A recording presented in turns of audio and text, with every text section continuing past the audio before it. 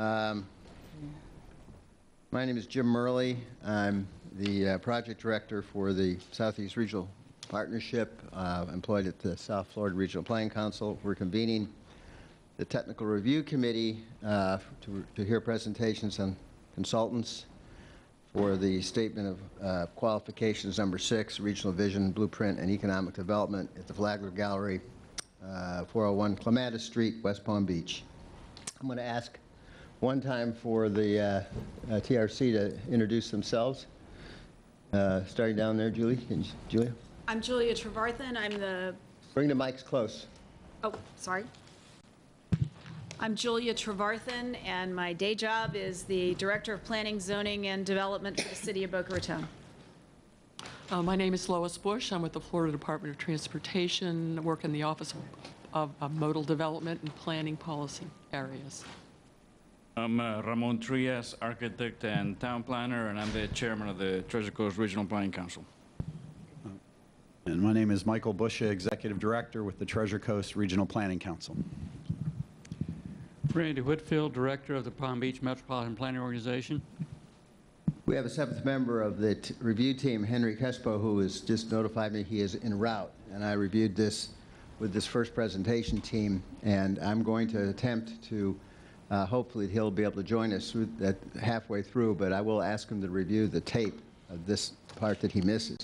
If by chance he's not able to get here by the time we get to the second presenter and he misses that part of that, then he probably will be eliminated from the review.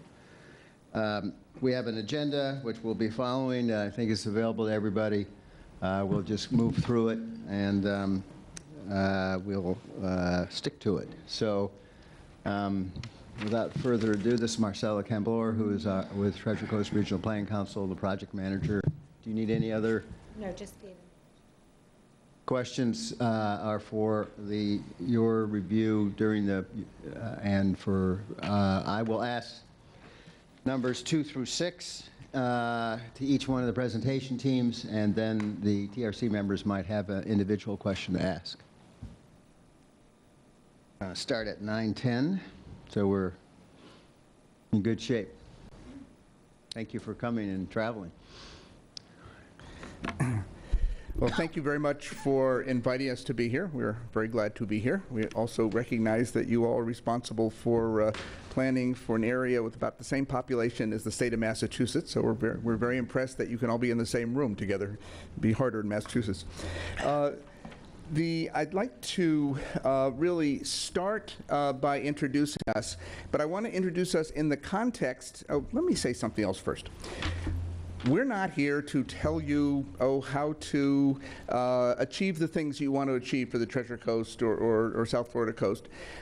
Yet, we would love to do that because we have a chance to work with you. We are here to give you a sense of how we work together, how we think, how we would interact, how we approach the kinds of perspectives that we bring. So we're going to say a bunch of things that are right, wrong, and halfway in between, but they are meant to demonstrate who we are and hopefully give you a sense of the kind of people we are to work with. So that said, we were trying to think of what the 3 words were to put on this slide after the colon, and we thought about unlocking regional potential, but that seemed, frankly, only part of the job, because to unlock and then leave you is not fair. We thought about achieving, but that was somehow too passive. What has really struck us and what brought Goody Clancy to the table and why we put this team together is the immense potential that we would see in east coast of Florida at this particular point in time, and that's something we want to talk about. And frankly, we would see the greatest challenge, not lack of resources, not the Great Recession, not many of the other issues that we all think about. It is the challenge of coming together as a region, and this is a lot of what we want to talk about and how we hope to bring you together as a region. In some ways, the answers to us are a little bit easier than the real challenge, which is how everyone at this table and in this region can have a stake in these answers. So with this in mind, I want to introduce the team, and I'll start with Doug Walker. Here he is, okay, of Placeways. Doug is going to work very closely with Place Matters. We have grouped or combined outreach, engagement, and scenario planning very purposely, because we felt if ever there were a place and a time where a very transparent scenario process were important, where it was essential to take a grassroots approach so that scenario planning is not somehow a black box into which numbers are poured and alternative outcomes come, but basically a process for making decisions that people across the region can understand. This is the place. We asked Jessica Jocelyn and Kittleson Associates, whom we work over, and we work with, certainly with Place Matters and Placeways a great deal, Kittleson Associates, and frankly we often do, because they are great transportation planners, engineers, but they really love to engage people in the issues of transportation. Peter Quass, Mount Auburn Associates, we work with whenever we can, because if people don't understand how they are as individuals are going to be better off in terms of jobs, quality of jobs, economic development in this region, then there's no point, and this is what Peter does and is again great at communicating. We asked Andy Dulcott, Miami Economic Associates, and I should have figured out where everybody was sitting before, because we thought, given the real estate issues and the affordable housing issues, that A, those should be combined, and equally A, we should come to somebody from South Florida, particularly to represent, to be part of our team for those issues. We went the other direction to the world when it comes to climate change, sustainability, and the infrastructure that really relates to those so much, and asked Vincent Lee and Arup Associates to work with us, because the world's climate change issues are taking place. The stage is South Florida. Roadside and Hardwell is a terrific landscape planning firm, not a design firm, in Alexandria, whom we've worked with over the years. We have asked them to look at green networks, and Tischler Bice to look at fiscal issues, because people, particularly in this day and age, really need to understand the connection between every decision and fiscal health. So we will lead. These are the people who will do scenarios. The technical folks we'll work with. But then there are two other layers that we think are very important to this team. One is implementation. How do we sponsor and fund every idea, but particularly in the context of you? And we asked Nancy Stroud and Anna Gelibert, whom we've worked with and for, to work with us on this, to really advise us, and then Rob Curtis and Morris Crady and others to really bring the message home to each of the very specific communities of your region. So our agenda is pretty simple. We want to talk, you asked us to look at 50 years. I'm going to smile now, but come back and be serious about that in a minute. We're going to talk about how we would look at the next 50 years, approaching the next 50 years, making sense of it, and then how we'll work with you, and essentially look forward to your questions. So we see ourselves here to set the stage for the next 50 years. And now I'll take the smile off my face. I was asked about a year and a half ago to write an article for Planning Magazine looking out 50 years on what's the future of cities. And at first I thought this is a wee bit fanciful, and then I started to really think about it, because they made very clear they were serious that cities need to be making, and their regions, decisions with this time frame. Communities, and I remind myself that not all visions are progress, and neighborhoods and communities have been very right to say no a great deal of the time. But how do you build a vision for 50 years? Well, first of all, a vision for 50 years is built out of what we achieve over the next 20 and perhaps 30 years. Secondly, we live in an era of, and you, boy, do you represent, of unprecedented diversity. That can be something very nice, or it can also be called fragmentation. Regions do not realistically come together around single visions easily. They do come together around shared outcomes that can then become translated into a vision. And as I looked at communities 50 years forward for that article, I thought, what were the shared outcomes important to very diverse and very different communities? And I'm going to take a really rough stab at these are the HUD's livability criteria. I hope they appreciate that. And there are real shared outcomes that could matter, and I'll go to a few. In terms of promoting equity, when we were doing a master plan for New Orleans, equity was considered in New Orleans a, quote, communist term. Was not part of the process. We had to introduce it because without a sense of equity, every issue was looked at through a race lens, not a is this good for New Orleans lens. And that hurdle is passed now. In fact, they have the first mayor who won a majority of all races in his election. Strengthening environmental resilience is something that Arab is particularly familiar with because they're advising the C40 process, but it's a process in which mayors across the country have around the world, what am I saying, have responded to initiative to get all of their very different cities working together toward a common set of goals. We worked in DeKalb County, a county resolutely proud of its auto-oriented suburban culture around public health because DeKalb County has some of the worst data in America, and frankly, it relates to being hit by a car. It's more likely to happen than getting sick. And they understood the need to develop alternatives to the car, which they are now implementing.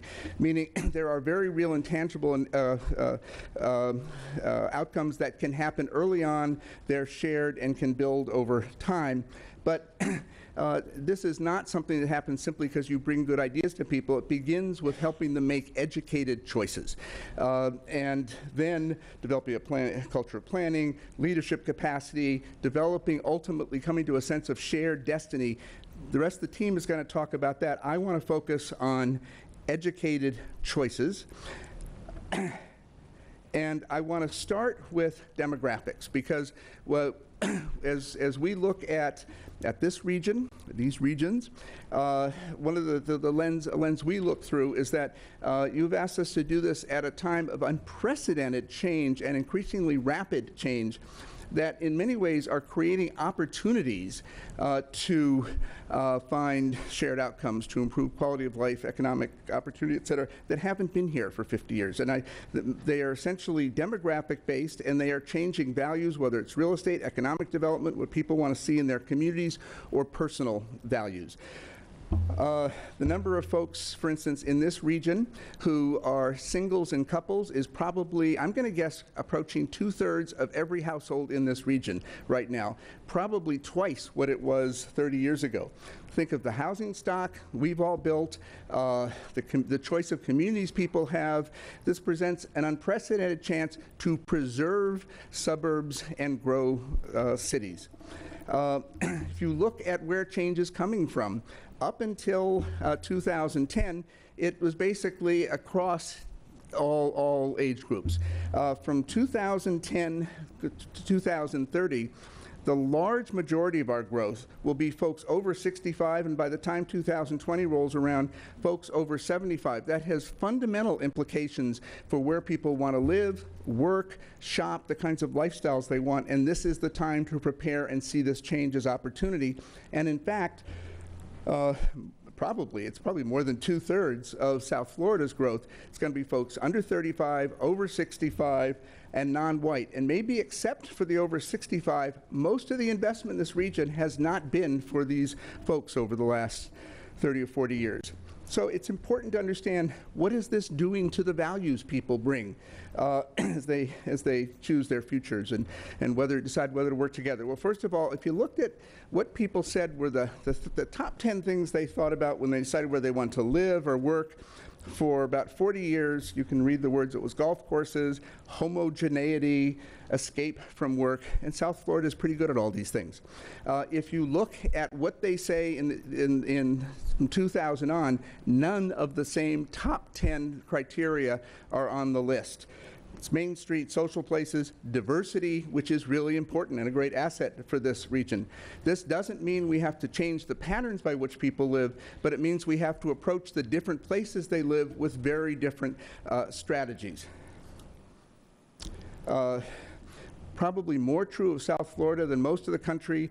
As Chris Nelson points out, you probably have more single-family suburban housing than you need in 2030 now, and probably somewhere around half or even less of the urban small lot housing. Again, armed with this information, we can really plan for every part of the region to thrive.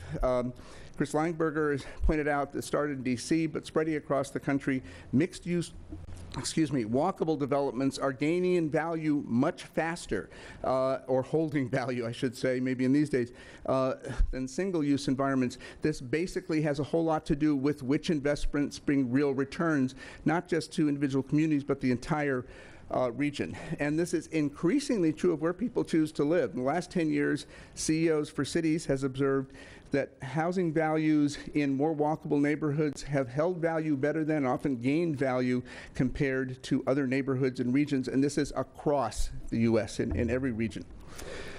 So now we come, what kinds of values do people bring as individuals when they enter the workforce? Because that is what economic development is about. It used to be about attracting a company. There were probably 250 corporate moves across America last year. And frankly, they had less to do with tax incentives, except for a few very big ones, than where they could find labor force. One of the first things we're going to do, if we get the privilege of working with you, is go out and talk to the HR directors of a wide range of employers. Because what they will tell us, I am sure, is their number one challenge is not the real estate taxes that you charge, but whether they're going to have the workforce they need that are the real building blocks, particularly if they are the growing segments of your economy. And as Carol Coletta said, no region in America, she was just retired as head of CEOs for Cities, can afford to do anything other than build a diverse economy. And these folks are the building blocks. And so what do they say about where they want to be? Well, 10 years ago, they all said Houston because there were jobs there. That nobody said, well, few say Houston these days.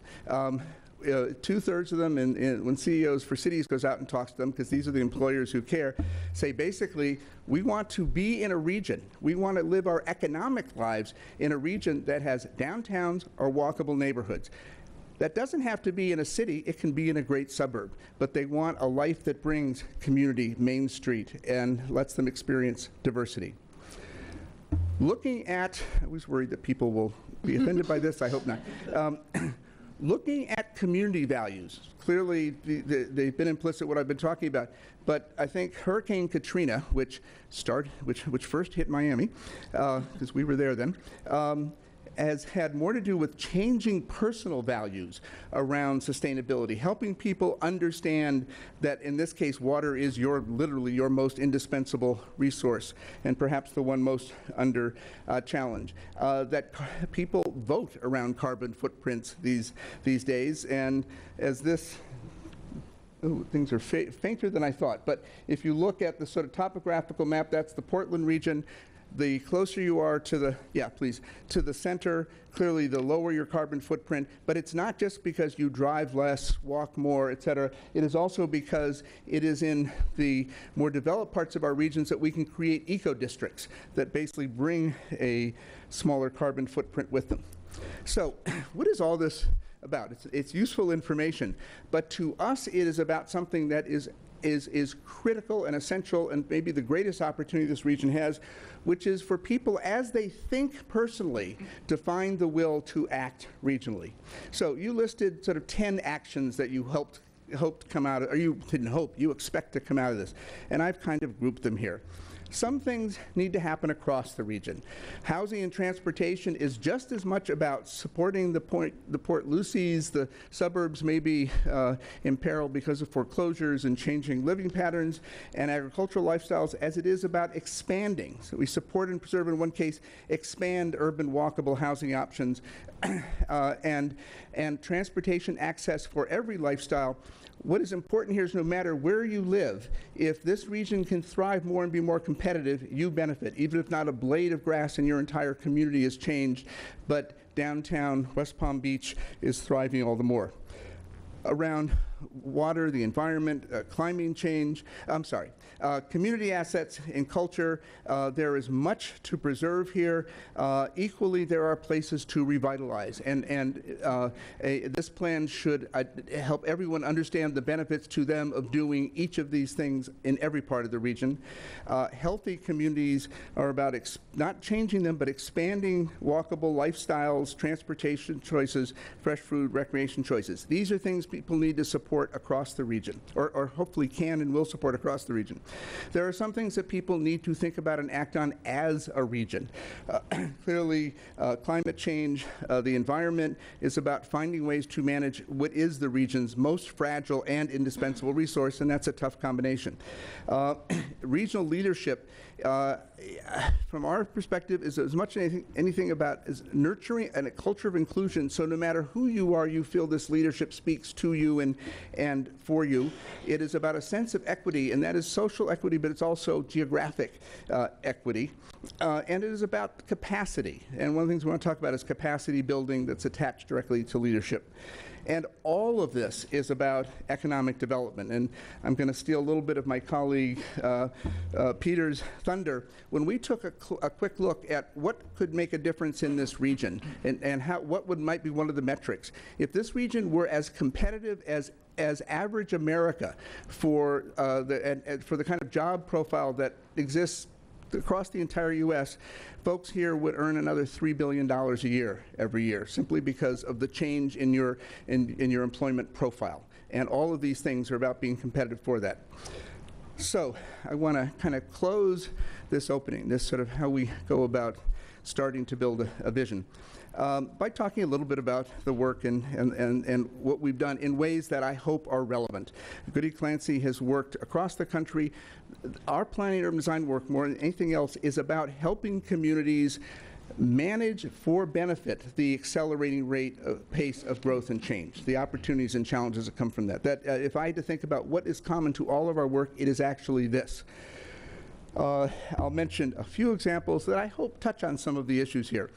South Coast Rail is about 850 square miles of southeast Massachusetts.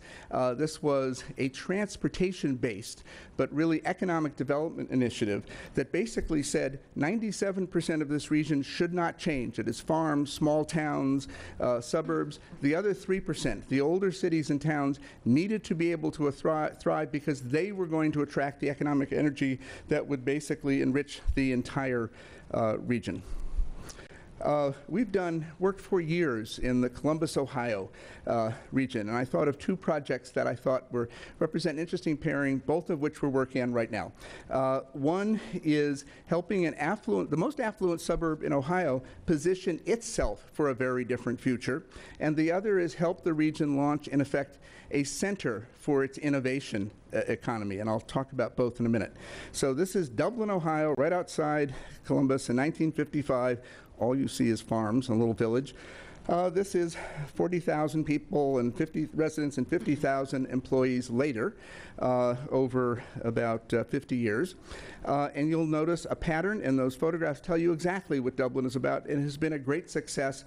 And when you talk to the and it's been recognized as a great success nationally, when you talk to the HR directors in Dublin, they point out if you've got 50,000 folks working in your companies, you've got to hire 5,000 to 8,000 people a year. That means 5,000 to 8,000 bright, capable folks have to choose to live in the Ohio, not in Dublin, not in Columbus, but in the Columbus region.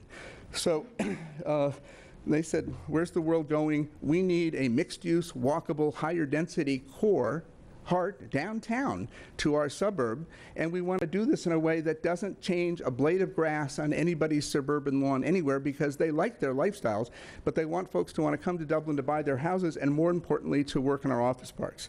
So the two photographs you see will be part of Dublin, hopefully for the next 30 or 40 years, but half or more of Dublin's growth will occur in 4% of the physical area of Dublin going forward. And there's about 4.5 million square feet in the pipeline already, and this planning process is only 2 years old. This was the Dublin that thrived so well in the 1980s and even 90s. This is the Dublin that the core of Dublin, what the Village Center should look like in people's minds and hearts going forward. And I want to note that this is about growth, creating a place where everybody in Dublin can see themselves, come and have fun, whether it's going to a movie, sitting in a cafe, or going to a riverfront park. 5 miles away is High Street. It is emerging, and we've been planning here for more than 10 years. We got the American Planning Association's National Award for Excellence for Implementation for this last year, to create a place that basically retained and attracted the knowledge workers. And I want to emphasize, not so much life science wet lab knowledge workers. These are information sciences, media, material sciences, many of the things for which South Florida is very competitive.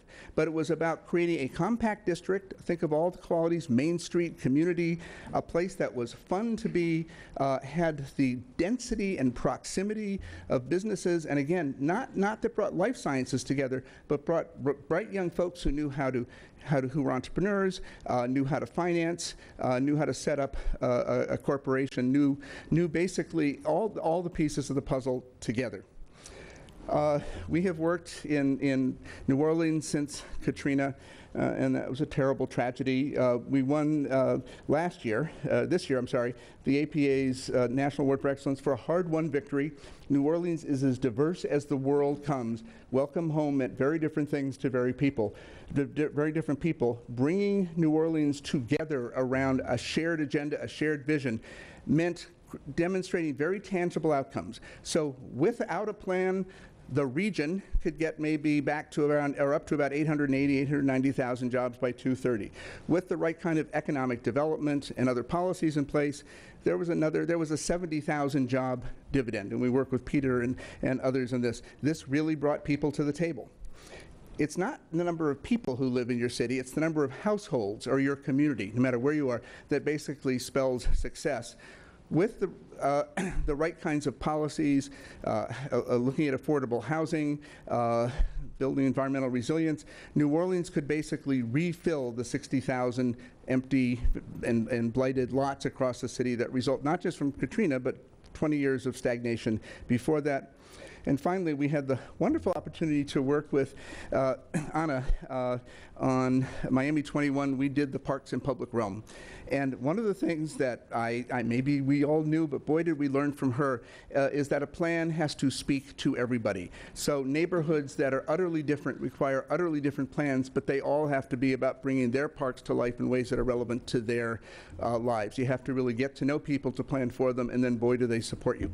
So on that note, I'd like to turn the floor over to one more. This is a moment of pure marketing, I'll just say it. Goody Clancy has won more planning and urban design national awards of national recognition than anybody else, certainly those far larger than we are. All of and this has lasted probably about 10 years, all of this is about helping communities manage growth and change. So now I'd like to ask Larissa to come to the table and tell you how we'll do this with you. Thank you very much. Thanks, David. What I'm going to do is talk a little bit about how we see the process and ask some of my colleagues from the team to explain to you a little bit what they bring to the table in this process and for this project, and why we think this that we would be the best team for you. We sort of see this as having, it's any kind of project like this. It's about process, but it's also about product. So you need to figure out how to put those two together, and we kind of see three main big ways in which we have to approach it. First, when you talk about visioning with all the regional stakeholders, it's about imagining a future, but imagining a future based on information and data and all the things that you've been working on before. Then you move into the phase of really planning and creating the blueprint, and then finally the phase of action. And I think one of the things that we at Goody Clancy in particular are always very conscious about, we want to think about implementation from the beginning. We know from experience and from observation around the country, particularly regional plans, because they cover multiple jurisdictions. Often the sponsors of the plans themselves don't have direct authority over many of the decisions that have to be made, that thinking about how to make this a plan which will actually move into a successful implementation process is really going to be a key issue. So first, the imagine phase, and you may want us to talk a little bit more about this, as I think in the questions that are coming up. I mean, we know that you want us to create a regional resource library. There's a tremendous amount of work that has already been done in this region. We've observed there's lots of data. So building on the previous plans, creating this resource library, a data warehouse so that there's the transparency so that people can see what's out there, developing a series of values and indicators, and then this regional scorecard to say, okay, where are we today? If these are the indicators we think are important, what does that say about our situation today? Creating a scenario which is based on these current trends, and then some alternative scenarios, and then go through the process of taking these scenarios, taking these different kinds of alternatives to people in the community, and which we think has to be both the grassroots and what we call the grass tops, the people who are going to be decision makers. So as I said, we've observed that you have many, many plans, you've got lots of data, there's a certain amount of silo work that's been going on, so that putting this all together and integrating it is going to be very important.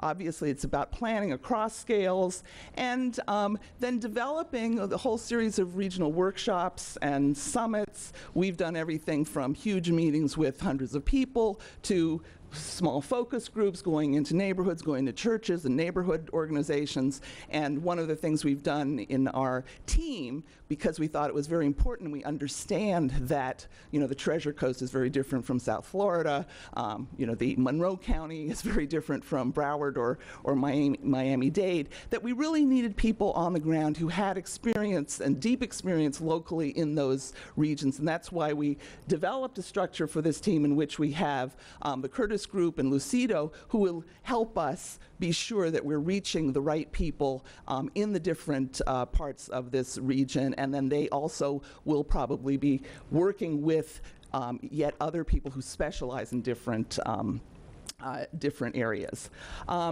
Also on our team, and unfortunately not with us today, is Place Matters. They're nationally known for the kinds of innovative tools and particularly high-tech tools that they bring to public engagement. And here again, they have the keypad polling, various kinds of digital tools which can be used in very large meetings, but also tools like projecting maps and having digital pens that people can use that then take notes based on what people at different groups are saying.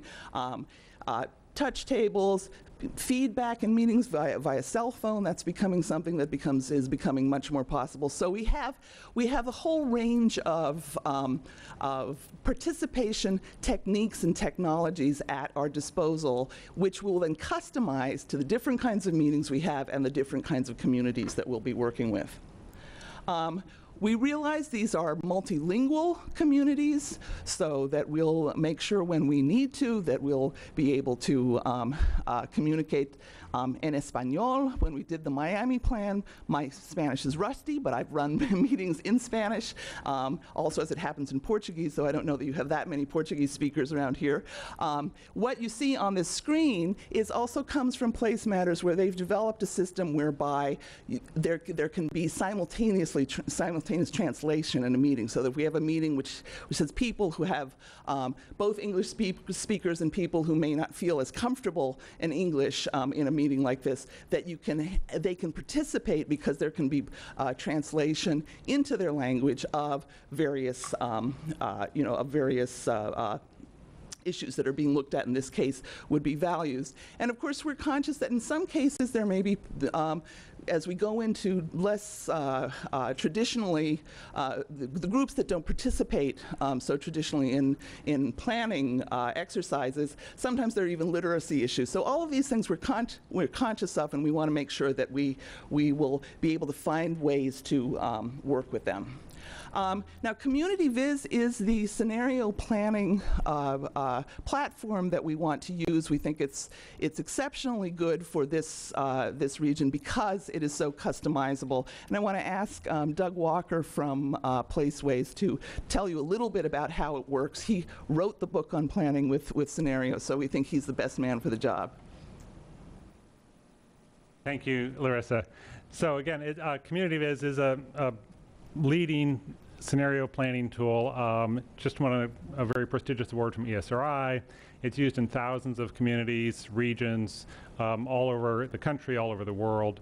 And actually, American Planning Association just published a book about using Community Viz in exactly these kinds of situations.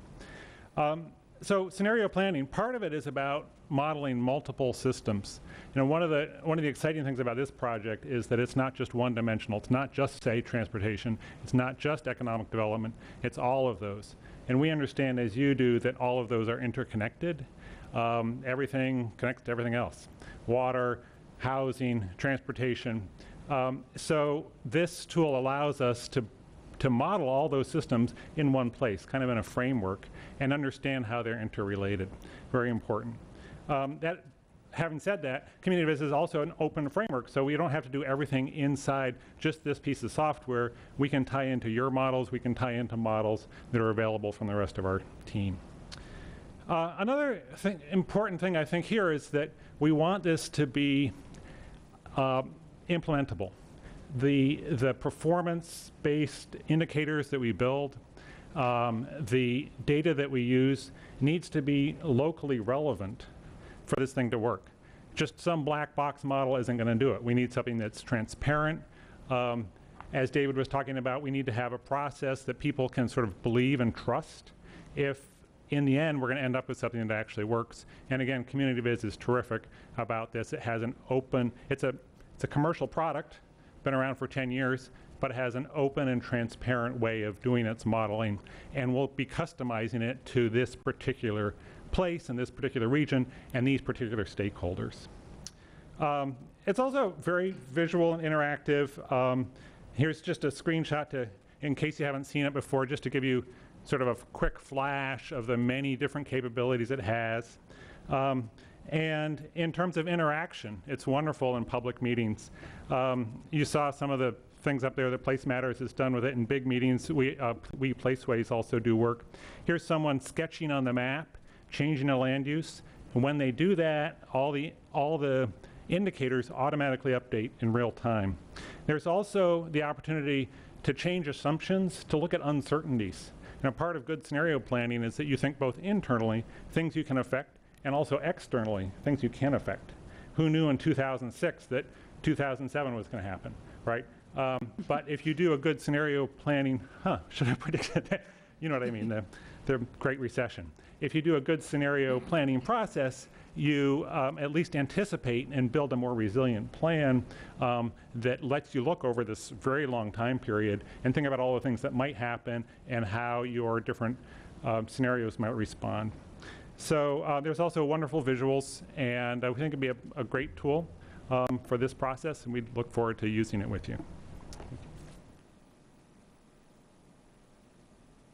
So clearly, after we go through the whole process of having a series of meetings, having multiple scenarios, then we'll create this vision. And then the next thing to do is you have the vision. How do you get there? What are your strategies? How are we going to be successful?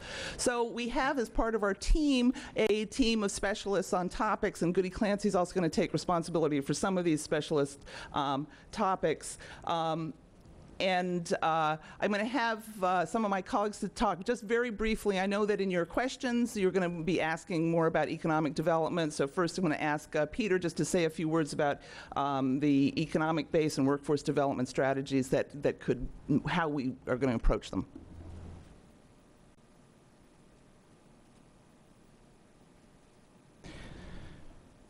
Well, the important thing about this slide is I think we recognize and we understand, we have to recognize that when we talk about the Southeast Florida region, that it's really an agglomeration or of smaller economic regions. I was thinking in Massachusetts, we probably have what people consider 6 or 7 different economic regions, all with their distinct economic characteristics. So we have to be sensitive to the fact that there are differences within the region. You have your much more strongly natural resource-based economy in the northern part of the region, very diverse economy in Miami-Dade and Monroe County, which is really highly tourism dependent, just as examples. And that we have to really think about not supplanting the regional activities that go on around these smaller regions, but finding ways to supplement and to find linkages and synergies that will help the entire region grow and become more prosperous economically. So I think the way we do that, first of all, it's when we think about economic development, it's not just growing jobs, it's growing higher quality jobs in higher value industries with higher wages. And David mentioned the data about if just we changed our industry structure here to sort of reflect the national average, how much more income would flow into the region. Our objective should really be to do better than that, to look at how we can grow, to add value to our existing industries, to create higher value, higher wages, and also to develop new industries, to build on some of the life sciences research that's going on, to look at some of these emerging industries in information and digital media. And even when we're thinking about some of the climate challenges, the environmental challenges that we have, and the South Florida is really in the forefront of addressing these, can we think about creating an industry designed to address some of these issues? So what do we need to do to build prosperity, to create those higher value industries? These are the things that we would really concentrate on, is looking at your research base across the region, promoting more technology transfer, but looking at how we can look at our research base, our universities, research institutions, and create more value by creating linkages across the region. Same with, it's very important to create a strong entrepreneurial ecosystem. How can we work regionally to strengthen that system? Creating that 21st century infrastructure that supports your knowledge-based, higher value industries, transit, data communications, your ports. Those are all regional issues. Raising workforce skills at all levels, at all income levels, at all phases of the educational process. Those are also issues that some of them are very local, but you can work on regionally.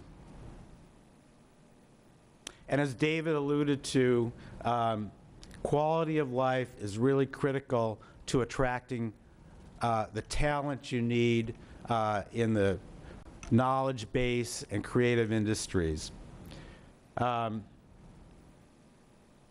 We've got to be sensitive to those local differences while looking at those synergies and linkages.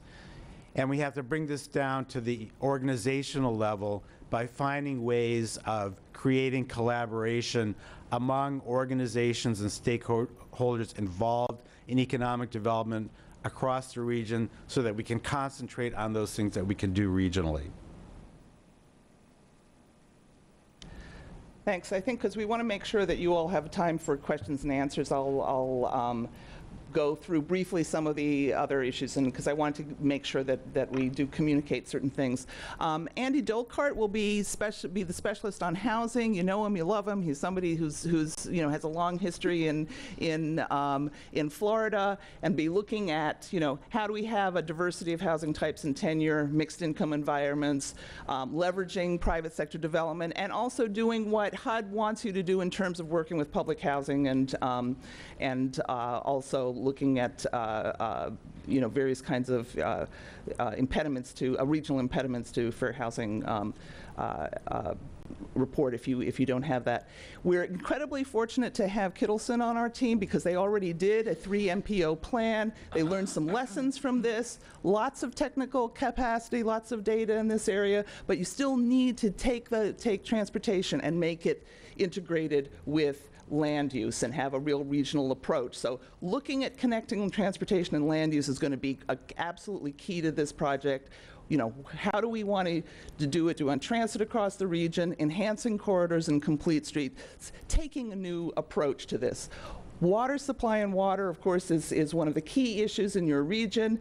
Arup, we're fortunate to have in terms of people who know the infrastructure, but also have sort of an international base to bring new ideas, looking at water systems as integrated, not just as separate types of approaches. This is our prediction. See, we're planning for you already. This is what's going to happen in a couple of days, we think. So climate resilience, essential. Again, you have tremendous amount of work that's already been done that we need to build on.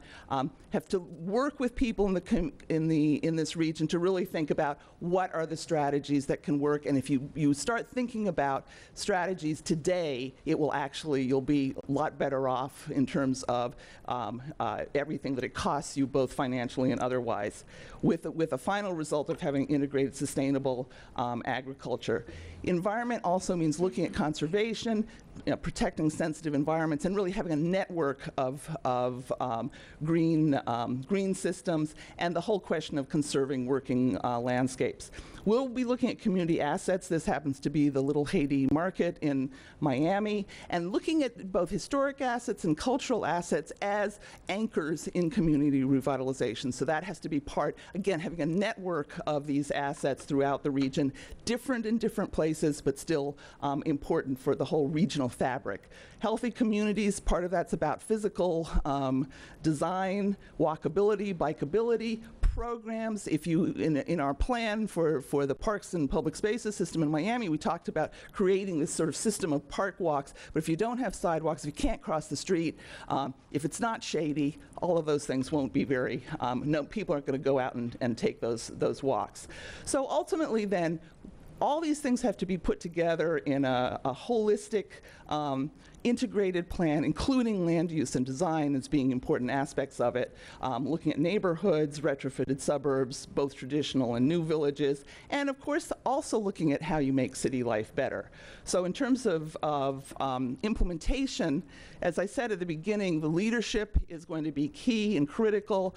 These kinds of processes can be a crucible of new leadership to make people emerge as the leaders of the region, and we'll work with you to help make that possible. We believe this plan has to be one in which every major area, jurisdiction, there has to be something in the plan that they want, and that's how you're going to get it implemented. So we have to really look at, what are the incentives for people, what do they respond to, what are the things that they care about, and how can that fit into the plan. Some of that, the plan then in terms of implementation can be incremental.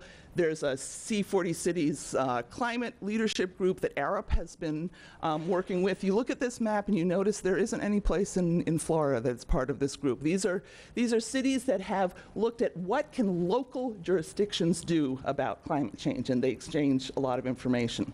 Now finally, I want to talk about how we manage this very complex project. We're very experienced in managing interdisciplinary projects in very diverse planning areas. These award-winning projects that we talked about in the qual submission, New Orleans, South Coast Rail, Miami, and then Shreveport, all of them were in areas where we had multiple local and national consultants, and we worked together and we know how to make that work. Stakeholder input, public participation, they're hallmarks of Goody Clancy work. This is something that we're known for. And we've worked across the diversity, income, and multiracial, multi-ethnic, and linguistically diverse areas. And we've worked successfully with almost all of our team members before. So thank you for listening to us, and we are very anxious to answer your questions. We have members of our team who, some of the local members, you may have questions for them, and I don't know how you want to proceed with your questions. We have 5 questions, and I won't take your time by stating them, so if you just want to run through those 5, and then there'll be time for the members to ask any additional questions. Okay, thank you very much, and thank you for your patience, and you have given us a lot to talk about. It's exciting, and thank you for listening to our thoughts. I'd like to go, I'll take questions, but basically I'm going to field them. May answer a couple myself, but I'm going to start with your questions. I actually am going to do the first last, because economic development is all of what we're talking about is economic development. I want folks to think about it as you're answering questions. In terms of building a foundation, let me ask Larissa. Well, I just want to say very briefly, just as an example, for example, when we did the New Orleans master plan, which is basically a comprehensive plan, we came into New Orleans to do that project 3 years after Katrina. There had been multiple rounds of planning. There were plans floating around, not only for, that were allegedly sort of citywide, but also certain neighborhoods had done their own plans. So what we needed to do was to take all that information, put it in a format where publicly people could see that we weren't neglecting what they had already done, because they had already invested a tremendous amount of effort and sometimes commitment into these plans. So we created matrices, and we had them up at big public meetings, and I can tell you, people looked at them. If they felt that we hadn't put the right dot in the right place, they let us know about that. So we were very familiar with that, and all the sort of comprehensive planning we've done for South Coast Rail, 31 cities and towns, we had to look at all their planning documents, all their data. So this is something, we'll look at what you have and then figure out systems that will be useful to you, but also be transparent and communicate to the public. Thank you. And in the interest of really emphasizing that all of these questions to some extent are about the same things, I'm going to move to public participation, and we'd like to answer this in a couple of ways. And I'm going to start actually by saying, well, what Goody Clancy always does is begin by interviewing key stakeholders. In this case, it could take weeks, and it would be worth every one of those weeks. We would want to interview hundreds of people, neighborhood leaders, elected officials, folks representing different advocacy groups around the environment and every other issue that's important to you, the folks who have been looking at these issues, and frankly, the folks who have built this foundation. Because not only do we want to know what they've said, we want them to bring that knowledge and that passion to this process and be part of it. So, in addition then to these interviews, and we did a downtown plan for Wichita, Kansas recently and interviewed 200 folks as part of it. This is a very serious part of our process. In particular, we don't ever want to be up in front of people publicly whom we haven't had a chance to get to know, at least their leadership, and who don't have a gut sense of us, in addition to everything else. That said, coming back again to the building foundation, we would want to have an advisory committee for this, probably several advisory committees, a master committee, and then committees looking at particular issues, housing, economic development, transportation, et cetera. And we want these people to be a foundation of that process. We do not want to, we want to pull your history into the present, not reinvent it. Public participation has meaning in lots of different ways. It's about engaging people, and we're going to talk about that in a second. I'll ask Rob and Morris, so they know this is coming, to talk about doing this at a very local level. It is about engaging leadership in this region as a region. And I want to actually, I don't know if they expect this or not, but ask Anna and Nancy to kind of talk about this in whichever order you'd like, starting with the leadership before we get to the grassroots. Oh, you have to come to the mic, sorry. I guess with everything, leadership is the key on what we have done. I have the experience of knowing that the community participation is key.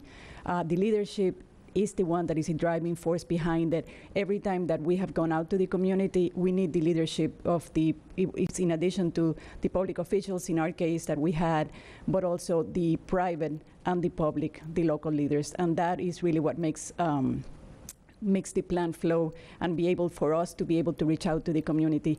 We didn't have, as far as the leadership concerned, we went out to the community. We had, and I always start with saying, 500 meetings. We reached out to all the communities. In many cases, some people were used to a certain way of communicating, other community members. We needed to reach out the way that they were used to. We were successful. We believe that they have to be part of the process.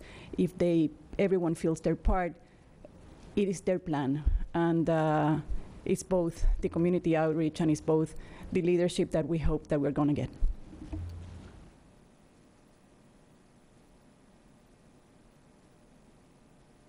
Hi, I'm Nancy Strata. I would say what Anna said in the Miami 21 project. Leadership was crucial. It was critical to actually getting that project done. The mayor's leadership, the established leadership was very important, but also building leadership through the process is important. I think the process empowered a number of neighborhood groups, sometimes in a way that we weren't all that, maybe we didn't think was very efficient, but I think in the end made the whole project and the whole product a lot more implementable. So leadership is critical. Buying into the process and the product will create and empower new leadership as well as old leadership. Hi, I'm Rob Curtis, and I would reiterate what both Anna and Nancy have said. Over the past 20 years, 99% of the projects that I've been involved with have had significant community involvement, and some of that community involvement I learned from my years at the Regional Planning Council, working with the Dispute Resolution Consortium, and that's a lot of the time when the community involvement was really coming on and taking hold. Every 99% of the projects I do include that, and one thought I have on this project, it's going to be important to reach out to the planning directors in all of these communities. The planning directors know their plans, they know their public. In addition to understanding some of the other perhaps disenfranchised groups, there are a number of CRAs. The CRA directors know their people very well. They know the community groups and they can help organize the team. And again, it's a very intensive process. There will be a significant number of interviews. It takes time, but it's very, very important.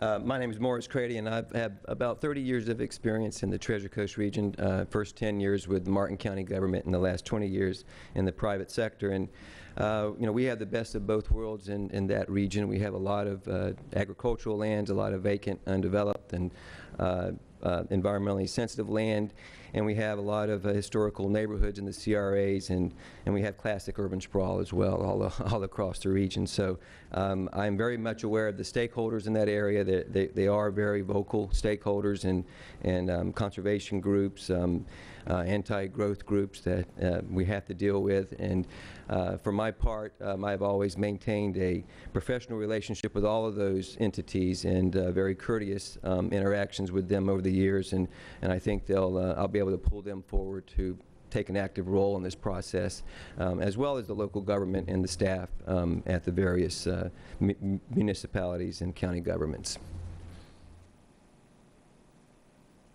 Thanks. So I'm going to sort of tie this together by saying what we're going to work with all these folks to do is first interview, then we are, in terms of sort of emphasis, then we are going to move, as we analyze and learn, into a very active education process. We want to hold education workshops with folks before we ask them questions. I'm sorry, we want to hear their questions. That's part of what education is about. But before we ask them to help envision with us, we want to make sure that we and they know the same things, and that folks in Port Lucie and downtown Miami Miami know the same things, have the same information.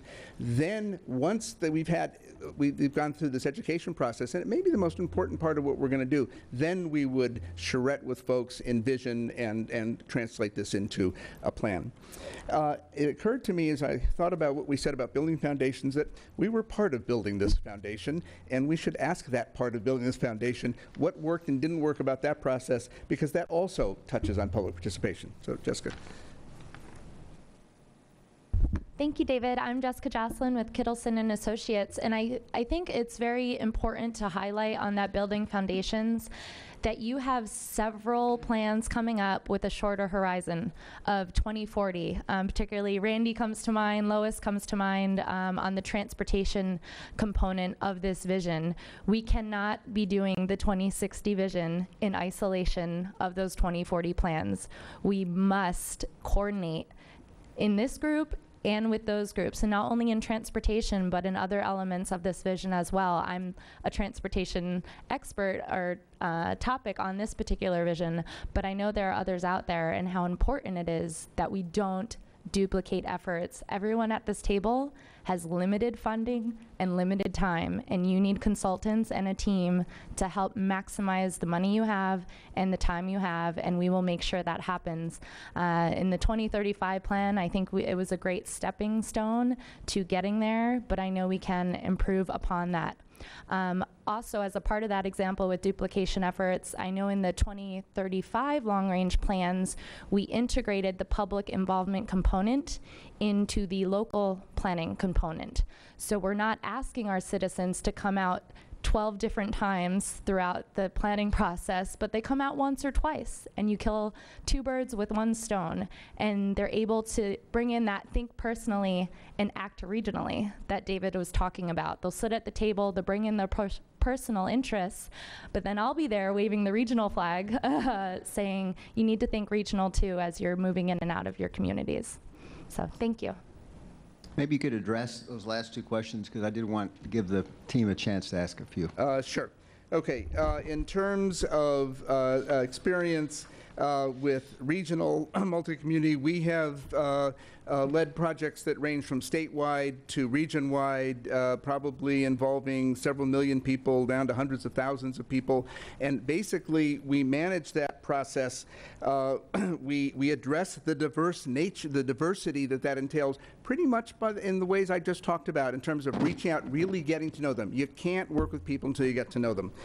Two is we're one of the 17 we're the planner for one of the 17 teams doing a HUD Choice Neighborhoods plan right now. This is in Baltimore, and we actually wrote that grant. It was just fascinating.